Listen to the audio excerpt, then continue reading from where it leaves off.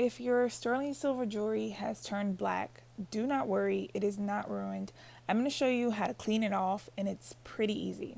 So one of the things about sterling silver is that it will tarnish. You won't see this with like white gold or platinum or palladium, but thankfully with sterling silver that turns black, it's super easy to clean. It does not take a lot of time, and I'll show you how.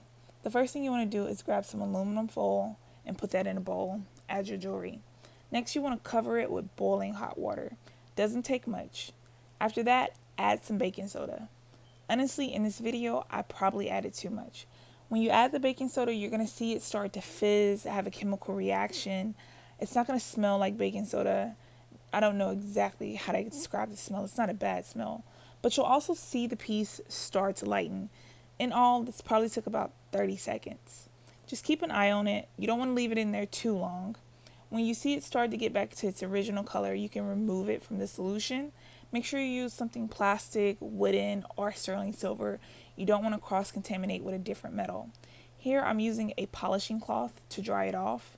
That's not necessary. You can use any microfiber or soft cloth, just something that won't scratch the metal.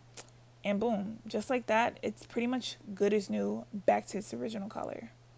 And I'm going to put it on with the original 3 rings so you can see. Boom, we're done. If you want to reduce how often you need to polish your sterling silver, you can consider getting it rhodium plated. But again, polishing it doesn't take long.